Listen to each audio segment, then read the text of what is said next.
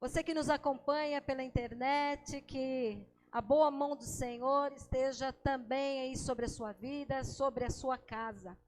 Vamos abrir a palavra do Senhor em 2 Crônicas, capítulo 7. 2 Crônicas, no capítulo 7.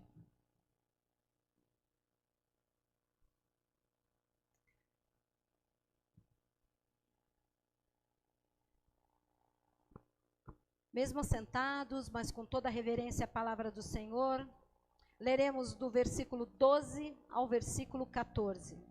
2 Crônicas 7, versículo 12 ao versículo 14.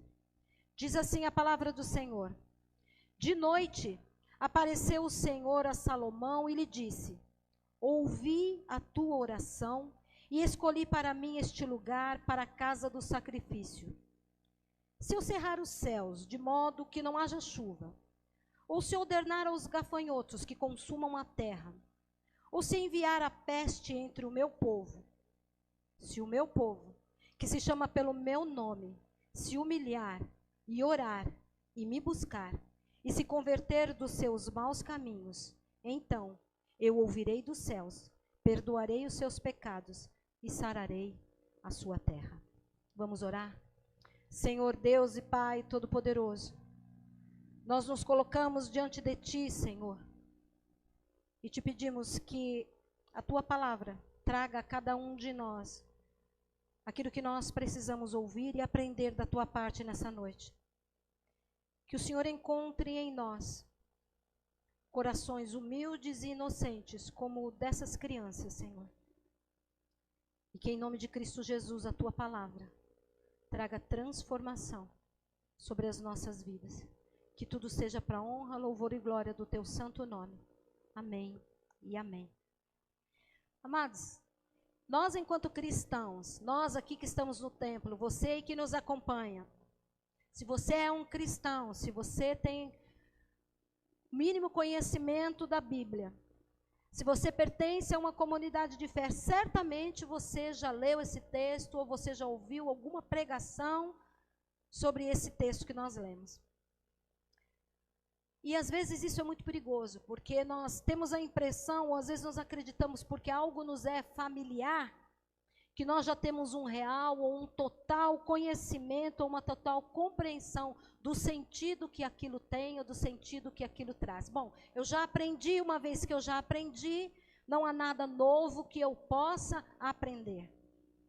Mas isso não acontece com a palavra de Deus. Se tratando da palavra de Deus, nós sabemos que não é assim. Lá em Hebreus 4, versículo 12 diz: Porque a palavra de Deus é viva e eficaz, e mais cortante do que qualquer espada de 2 gumes, e penetra até o ponto de dividir alma e espírito, juntas e medula, e é apta para discernir os pensamentos e os propósitos do coração. Ou seja, a palavra de Deus se renova cada vez que ela é lida, cada vez que ela é refletida, cada vez que ela é pregada. Então, fique com seu coração aberto, fique com a sua mente aberta para a novidade que Deus tem para ministrar sobre a sua vida nessa noite. O capítulo 7 de 2 Crônicas, marca um momento de extrema importância na vida e na história do povo de Israel. Narra a inauguração do templo. O templo que nasceu no coração de Davi, mas que foi construído pelo seu filho Salomão. No final do capítulo 6, que nós não lemos, mas depois você pode ler na sua casa, Salomão termina com uma oração.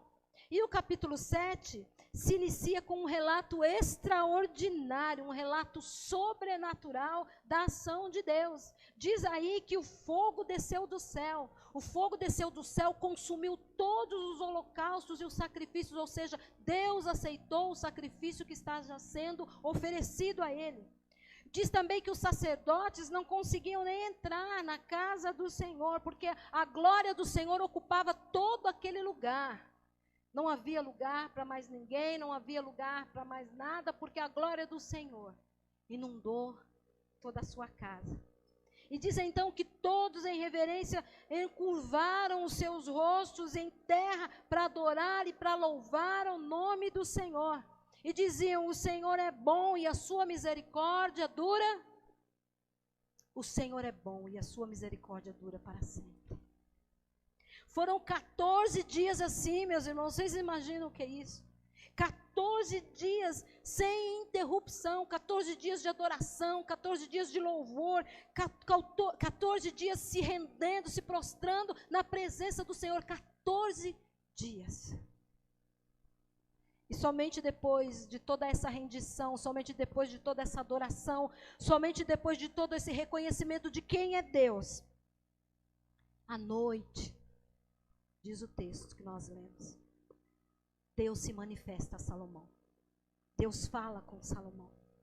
E diz para Salomão: eu ouvi a tua oração. Eu estava presente todo o tempo. Tudo que aconteceu neste lugar, eu estava ali. E eu vi tudo. E eu sondei corações. E eu aceitei o sacrifício de vocês. Por isso agora eu estou aqui falando com você. E nessa fala de Deus com Salomão, o Senhor apresenta, pelo menos naquele momento, uma situação hipotética.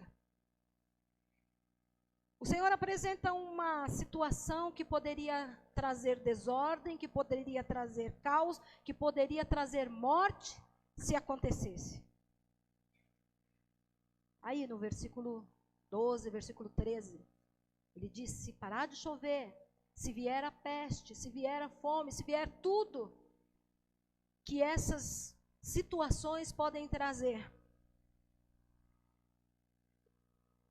haverá morte, haverá dor, haverá sofrimento. Mas ele diz também para Salomão o que deveria ser feito se uma situação dessa acontecesse. Ou quando uma situação dessa acontecesse.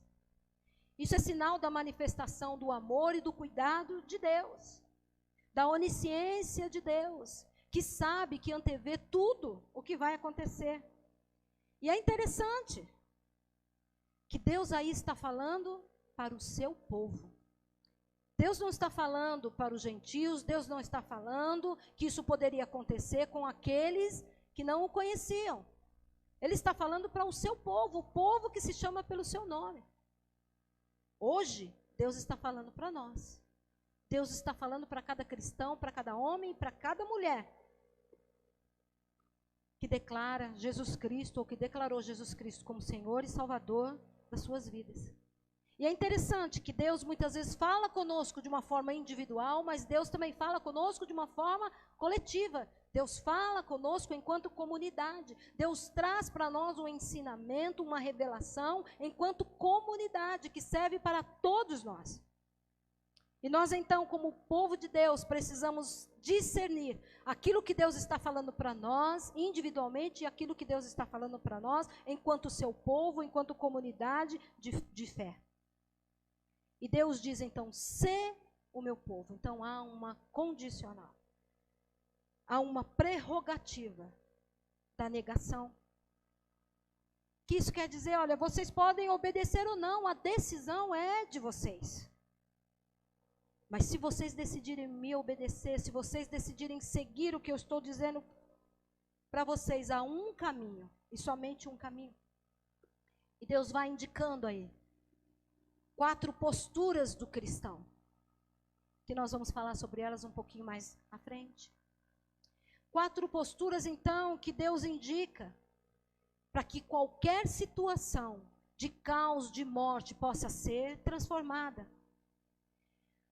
Mas não basta que essa ação aconteça na vida de uma pessoa, na vida de uma família, que essa ação aconteça de forma individual. É uma ação coletiva. É necessário que todo o povo de Deus se renda a essa ação. Que todo o povo de Deus se una em torno do mesmo propósito. É preciso então que haja unidade. É preciso então que haja concordância. É preciso que todos e todas se comprometam. Tem algo que eu gosto muito de fazer batizados e casamentos.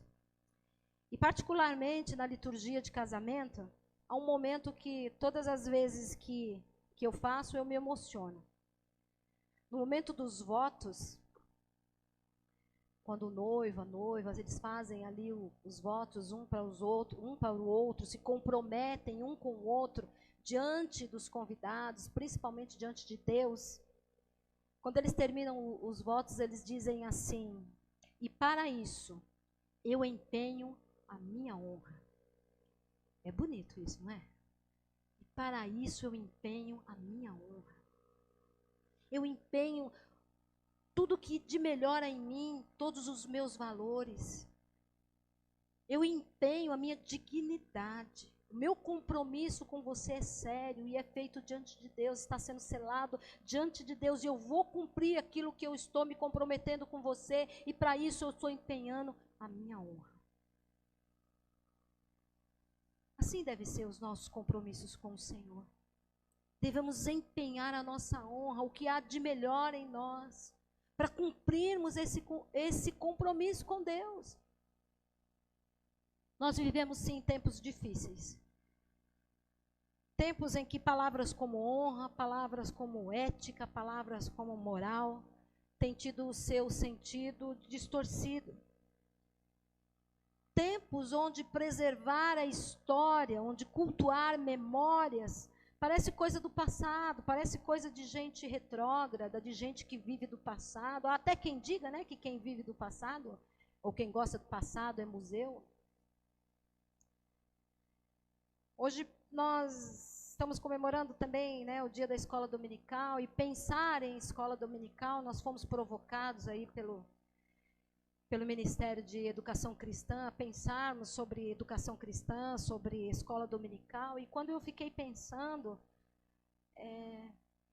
foi exatamente isso que veio ao meu coração. Precisamos preservar a nossa história, precisamos preservar as nossas memórias.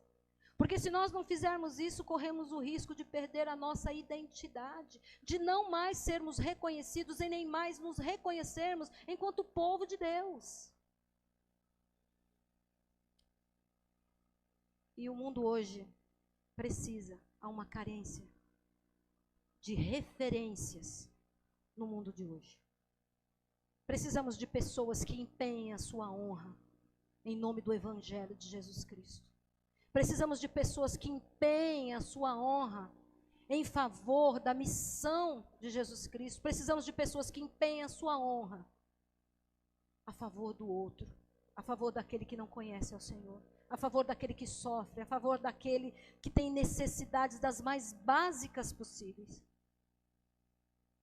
Precisamos de homens e mulheres que verdadeiramente se comprometam com o Evangelho de Jesus Cristo.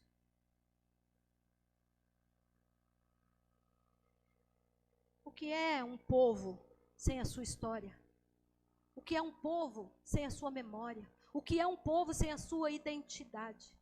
O que é uma nação sem a sua história? O que é uma nação sem as suas memórias? O que é uma nação sem a sua identidade?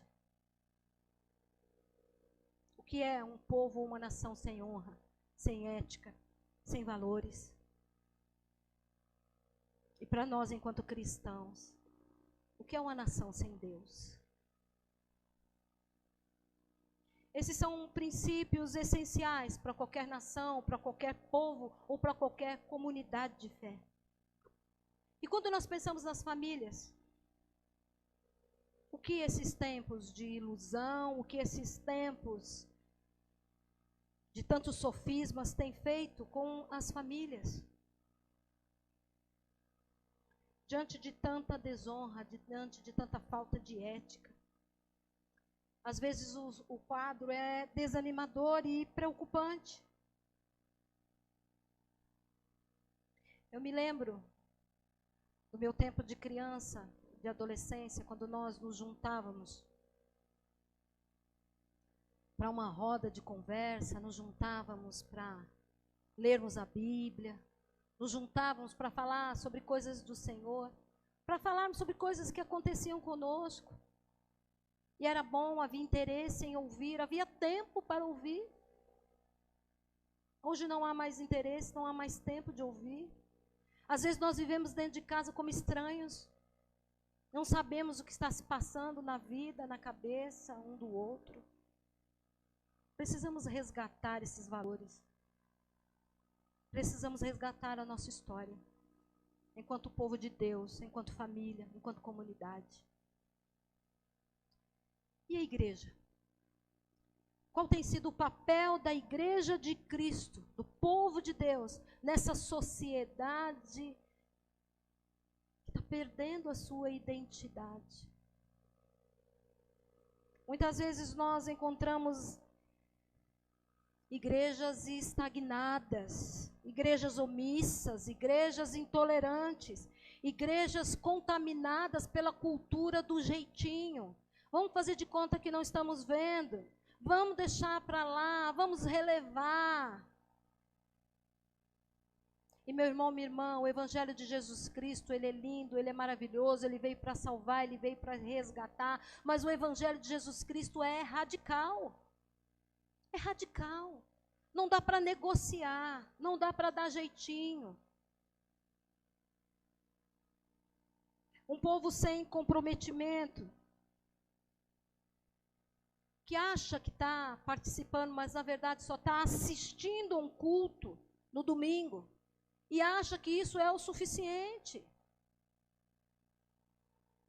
Ah, mas eu tenho tantos compromissos, eu tenho tantas coisas para fazer, mais que isso não dá. Os outros compromissos que eu tenho, esses sim são inadiáveis, esses sim são relevantes. Esses sim me trazem alegria, como fomos ministrados aqui. E se a igreja de Cristo, se o povo que se chama pelo nome de Deus está agindo assim, que esperança há para a nação? Que esperança há para aqueles que ainda não conhecem ao Senhor? Vocês lembram do texto? É se o meu povo, a responsabilidade é minha, a responsabilidade é sua.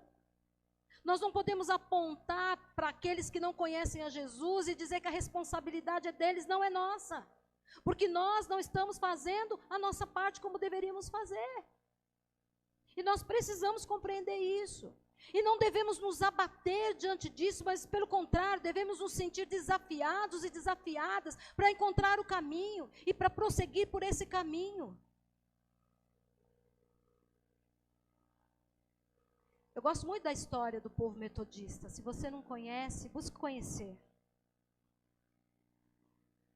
O metodismo nasceu como apenas um movimento lá no século XVIII, na Inglaterra, porque a sociedade daquela época era uma sociedade doente, era uma sociedade que estava morrendo nos seus vícios, nos seus enganos. E a própria igreja da época, então, a igreja anglicana, também vivia um tempo marcado por uma grande falta de temor a Deus. Não havia temor a Deus. E então, um grupo de jovens ali, liderados por John Wesley, entendeu que eles tinham uma missão.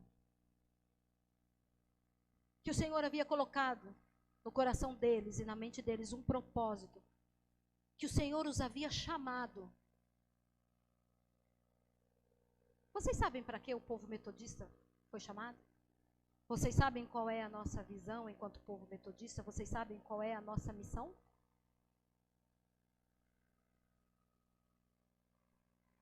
Reformar a nação, especialmente a igreja, e espalhar a santidade bíblica por toda a terra. Que grande missão. Que missão difícil. Mas que divina missão. Que missão desafiadora. Que missão contagiante. Nós precisamos mais do que nunca, diante desse cenário de caos, diante desse cenário de morte, diante desse cenário de dor que se estabelece na sociedade, nós precisamos voltar aos primórdios, nós precisamos voltar ao nosso chamado, nós precisamos voltar ao primeiro amor. Nós precisamos assumir o nosso papel diante desse mundo. Nós temos sim, enquanto igreja, uma responsabilidade diante do mundo. E a palavra do Senhor no texto que nós lemos hoje nos mostra, nos dá a direção de como nós podemos fazer isso. Nos aponta o caminho, e nos deixa livres para decidirmos se queremos seguir por Ele ou não. Então, estamos lá diante da situação de causa e de morte. Não vai ter chuva, portanto não vai ter vida, portanto não vai ter o que comer, não vai ter alimento, não vai ter água, a sobrevivência está comprometida, haverá peste, haverá seca, os gafanhotos vão sair destruindo tudo que sobrar, ou seja, morte e caos. Não haverá esperança, não haverá mais sonhos, não haverá mais projetos. Então, diante de toda essa tragédia, diante de toda essa realidade, ou a possibilidade dessa realidade, o que nós podemos fazer? Nos desesperarmos? Não. Aqui, na palavra. O Senhor diz, olha, se o meu povo se humilhar, ou seja, se nós nos tornarmos humildes, reconhecermos os nossos pecados, reconhecermos os nossos equívocos, reconhecermos as nossas más escolhas, reconhecermos que só Deus é Senhor, reconhecermos a santidade dEle e nos colocarmos em total dependência dEle, abrirmos mão da nossa autossuficiência, reconhecermos que fazemos parte de um corpo e que dentro desse corpo nós precisamos nos comprometer, nós precisamos fazer a nossa parte e que nesse corpo não há maiores, não há melhores, todos nós estamos nivelados. Se nós reconhecermos isso, nós estaremos então praticando a humildade, estaremos então sendo humildes. Reconhecendo que todos nós pecamos e todos nós carecemos da graça de Deus. Reconhecendo que há só um Deus e Senhor, que é sobre todos, que age por meio de todos, a saber, Jesus Cristo. Ele continua, olha, se o meu povo se humilhar e se o meu povo orar, se o meu povo falar comigo. E esse falar com Deus traz em si algumas questões que nós precisamos refletir sobre. Porque as nossas orações, muitas vezes, ou na maioria das vezes, costumam ser uma lista de pedidos para Deus. Não é assim? Nós somos assim. Né? Colocamos diante de Deus ali tudo aquilo que desejamos, tudo aquilo que entendemos ser as nossas necessidades, e não há nada de errado com isso. O Senhor diz mesmo que nós devemos apresentar para eles todas as nossas necessidades. Mas é que às vezes a gente parece como com criança na época de Natal, né? Que faz aquela lista dos presentes que quer e entrega para os pais. Olha, eu quero isso, eu quero aquilo. E às vezes a gente até, como essas crianças, a gente procura se justificar diante do Senhor. Porque as crianças dizem, eu me comportei bem, então eu mereço esse presente. Às vezes a gente faz isso com Deus, eu estou me comportando direitinho, eu acho que eu até mereço isso. Mas não tem problema não, a gente pedir as coisas para Deus. Porque, como diz a palavra também, para onde mais nós poderíamos ir? Se só nele nós podemos encontrar tudo aquilo que nós precisamos, as palavras de vida eterna, só nele. Mas oração é mais do que pedir, oração é falar com Deus. Oração é derramar os nossos corações diante de Deus, as nossas mazelas, as nossas inquietações. Portanto, essa oração, as nossas orações precisam, em primeiro lugar, serem movidas, não pelas nossas necessidades, mas por um desejo incontrolável de estar na presença de Deus, por uma sede imensurável da presença de Deus, por uma necessidade vital de estar na presença de Deus, de relacionar-se com Ele, de falar com Ele e principalmente de ouvi-lo. Precisamos aprender a nos silenciarmos para que Deus fale. Por isso que há tantas orações que nem precisam ser verbalizadas para serem respondidas. Porque elas nascem, porque elas brotam de um coração ou de corações quebrantados. E Deus não resiste a um coração quebrantado. Oração é relacionamento, relacionamento que gera intimidade. Intimidade que acontece no secreto. Por isso, a palavra do Senhor, Jesus nos ensina, vai para o teu quarto. E não necessariamente o quarto é um lugar, mas o quarto é esse momento do secreto, ou esse lugar do secreto.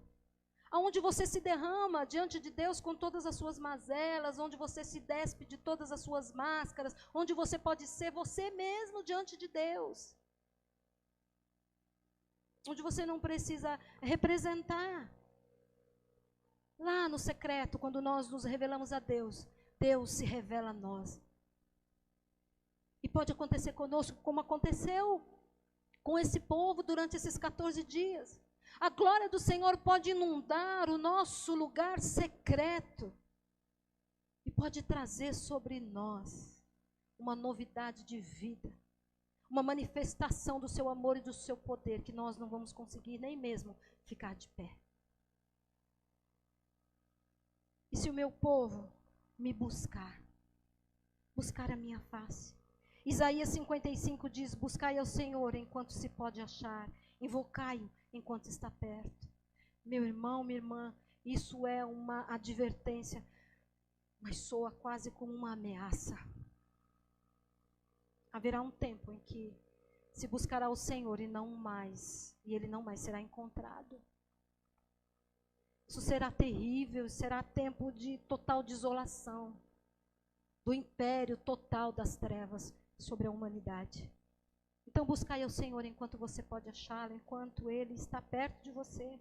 Jeremias 29 também diz, buscar-me-eis e me achareis quando me buscardes de todo o vosso coração. Então busque o Senhor com intensidade, busque o Senhor com verdade, busque o Senhor com coração quebrantado. E coração para nós, né, biblicamente falando, envolve todos os nossos pensamentos, envolve a nossa razão, envolve os nossos sentimentos, envolve a nossa vontade. Então, busque ao Senhor de forma plena, de forma inteira. E depois diz, olha, se o meu povo se converter dos maus caminhos. Às vezes a gente acha que só quem está fora da igreja é que precisa de conversão. E a palavra de Deus, se lembrem, no começo nós já falamos sobre isso. É para mim e para você. Deus aqui está falando com o seu povo. É para o povo de Deus essa palavra. Então o povo de Deus também precisa se converter dos seus maus caminhos. Se arrepender sinceramente, abandonar velhas práticas. Deixar de fazer aquilo que é contrário à vontade de Deus. Buscar uma mudança de vida, uma mudança de atitudes. Todas as vezes, quando nós vimos as parábolas de Jesus, que havia cura, e nós sabemos que Jesus sempre ofereceu muito mais do que a cura física, ele oferecia também a salvação. Jesus costumava dizer o quê? Teus pecados foram perdoados, vá e não peques mais. Foram perdoados, mas vai, não peque mais. Transformação, nova vida. Olhando para si, olhando para dentro de si, buscando essa transformação. Porque a mudança que eu quero para a sociedade, a mudança que eu quero para o mundo, começa em mim. Começa em mim. A mudança que eu quero para a minha nação, a mudança que eu quero para a minha comunidade de fé, ela começa em mim. A mudança que eu quero para a minha família, a mudança que eu quero para os meus relacionamentos, ela começa em mim. Primeiro dentro, depois fora. A cura, a restauração, necessárias para a situação de caos e de morte estabelecidas, precisa acontecer primeiro em mim, precisa acontecer primeiro em você. Primeiro nós precisamos ser curados, primeiro nós precisamos ser restaurados, para então sermos instrumentos de Deus, instrumentos de cura, instrumentos de restauração. Para as nossas casas, para a nossa comunidade, para a nossa sociedade, para a nossa nação, para todo mundo. Só curados, só sarados nós poderemos ser esses instrumentos de Deus na vida daqueles que ainda permanecem doentes. Mas esse cenário de dor, esse cenário de morte, esse cenário de caos, ele não é definitivo, ele é transitório, ele é momentâneo, porque Jesus venceu a morte. Então há esperança, essa é a nossa esperança. Jesus venceu a morte. E esse caminho proposto de nos humilharmos, de orarmos, de buscarmos a face de Deus, esse caminho proposto de nos convertermos dos nossos maus caminhos, é uma exortação, sim, é uma exortação para todos nós. Mas se for seguido, ele pode reverter qualquer sentença pré-estabelecida. Deus não resiste a um coração quebrantado. E no final do texto há então a promessa. Deus diz, olha, se isso acontecer, se o meu povo fizer isso, se a decisão do meu povo, se a resposta do meu povo for sim, eu farei, eu vou me comprometer, eu vou assumir o meu papel, a minha missão diante da nação, diante do mundo, diante da minha família, diante da comunidade, se a resposta for sim, Deus diz, olha, eu ouvirei do céu, eu perdoarei os seus pecados, e eu sararei a sua terra. Deus quer sarar a nossa terra. Deus quer sarar a nossa nação. Deus quer sarar o nosso mundo. Mas primeiro Ele precisa sarar a cada um de nós. Nós precisamos permitir que Ele sare a cada um de nós. Fecha os teus olhos. Se coloque na presença do Deus, como nós já falamos aqui no início do culto, do Deus que é eterno, do Deus que é bom, do Deus que é fiel, do Deus que é refúgio, do Deus que é fortaleza, do Deus que é a nossa alegria, do Deus que está em nós, do Deus que é santo, do Deus que é paz, do Deus que é fonte de toda sabedoria, de toda vida. Se coloque diante dele e peça a ele que cure todas as suas feridas. Peça a ele que cure todos os seus enganos.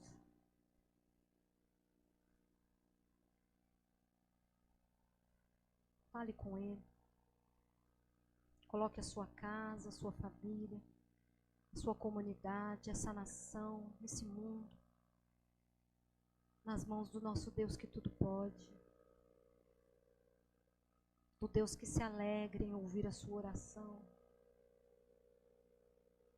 Do Deus que quer se achegar a ti nessa noite e dizer para você, como eu disse para Salomão, eu ouvi a tua oração.